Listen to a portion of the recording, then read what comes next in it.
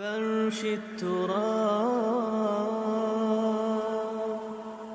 يضمني. دھواں اٹھتا ہے تو ایک کٹیا میں جو چورا جل رہا ہے اس سے بھی اٹھے گا تو جائے گا اوپر، اور محل کا کوئی بہت بڑا کچن ہے تو اس سے بھی اٹھے گا تو اوپر جائے گا. لہذا یہ غریب اور امیر کا فرق نہیں ہے، ہر شخص اس نیکی میں سے حصہ لے سکتا ہے. تمہارے پاس ایک روٹی تھی، تم نے آدھی دے دی کسی مانگنے والے کو، تمہارا حصہ ہو گیا، بہت بڑا حصہ ہو گیا.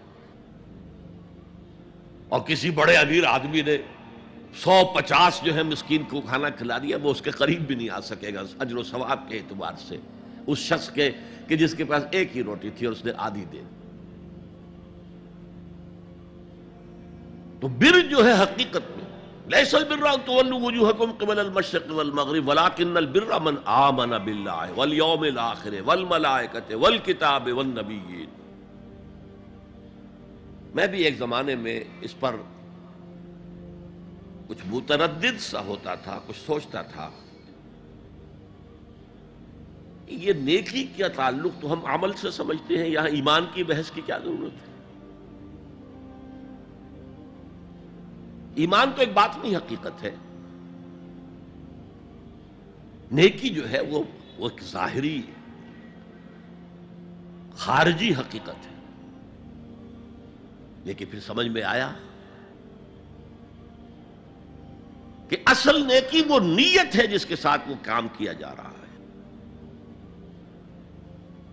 اگر خیرات بانٹی جا رہی ہے، جھگیوں میں جا کر میلے کچیلے بچوں کو گود میں لے کر اپنی سفید اشکروں کو بھی خراب کیا جا رہا ہے، اور معلوم ہے کہ یہ اس لیے کر رہا ہے کہ آئندہ الیکشن میں کھڑا ہونا ہے، تو کوئی ہے جو کہے گا کہ یہ نیکی ہو رہی ہے؟ کام تو بظاہر بڑی نیکی کا کام ہے. نیکی کے لیے شرط اول اللہ پر ایمان ہے، اس کی موٹیویشن لو آف گاڈ.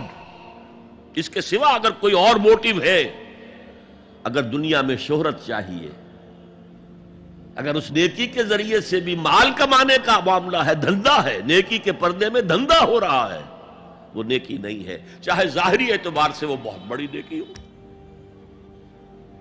تو سب سے پہلا مسئلہ نیت کا ہے، نیت کا ہے، نیت کا ہے. کس ارادے کے تحت یہ نیکی کی جا رہی ہے، کیا مقصود ہے، کیا مطلوب ہے. چنانچہ نوٹ کیجئے اکثر محدثین نے اپنے جو مجموعے مرتب کیے احادیث کے، ان میں پہلی آیت کون سی، پہلی حدیث کون سی لاتے ہیں؟ حضرت عمر رضی اللہ تعالیٰ عنہ سے روایت ہے، انما الاعمال بالنیات.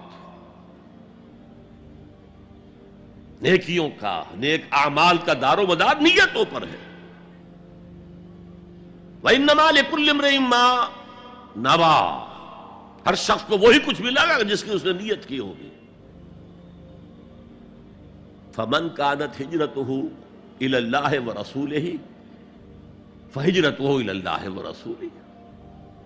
جو کوئی ہجرت کر رہا ہے، مکے میں گھر بار چھوڑ کر جا رہا ہے، اپنے وطن کو ترک کر کے جا رہا ہے مدینے کی طرف، صرف اللہ اور رسول کے لیے، اس کی ہجرت اللہ اور اس کے رسول کے لیے. وَمَنْ كَانَتْ هِجْرَتُهُ لِلدُّنْيَا يُصِيبُهَا. اور اگر اس شخص کی ہجرت دنیا کے لیے ہے کہ اس کو حاصل کر لے. مثلا میں دیتا ہوں مثال، ایک مسلمان تھا، اس کا کوئی کاروبار تھا، اس کے خریدار مسلمان ہی تھے، وہ جا رہے ہیں، اب کیا کرے گا؟ مشرکوں نے سو تو اس کا سامان نہیں لینا، اب وہ بھی چلے جا رہے ہیں. یہ اللہ کو معلوم ہے کہ اس کے ہجرت کا اصل سبب کیا ہے، ہم نہیں طے کر سکتے.